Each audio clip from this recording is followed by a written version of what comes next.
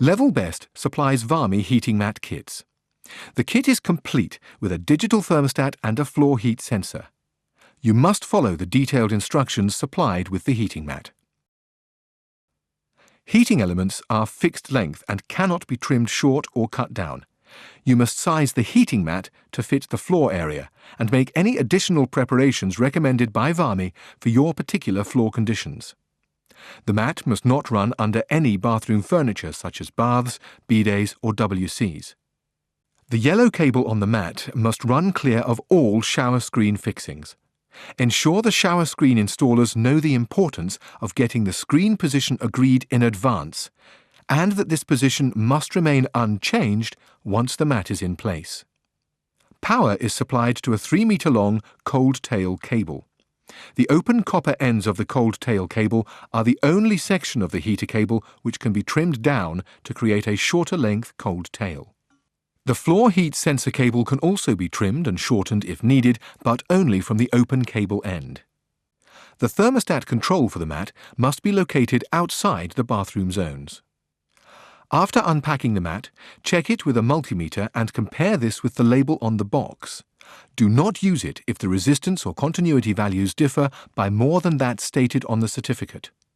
Record the values you have taken. Make sure the Mapigum floor surface is clean and clear of rubbish or grit before you start to fit the heater mat. The kit includes an optional surface primer for freshly applied Mapigum surfaces. If the Mapigum has been trafficked or is dirty, then after brushing lightly to clean it, apply the Varmi primer, taking note of the handling requirements for this water-based product. Locate the black cold tail joint on the yellow cable where it will be under the flooring and where it can be run to the thermostat without crossing any other cable. Lay the mat out with the cold tail closest to the thermostat position. Make sure that the cold tail, the sensor probe and the yellow cables never overlap each other. Crossed cables cause overheating and the installation will fail prematurely, so always ensure that these cables always run side by side with at least 20 mm separation. At the end of each run, cut across the matting, carefully ensuring the yellow cable is not cut. Fold the mat round, running it back in parallel towards the start point.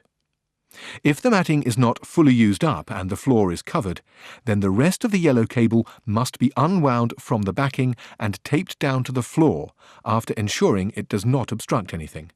Finally, confirm again the positions of shower screen feet and anything else which may be added to the bathroom after the tiling is complete. Once the entire mat is in position, measure the connections with a multimeter again. If these readings are acceptable, make a note of them and then continue to prepare the connections and place the sensor probe between the yellow cables.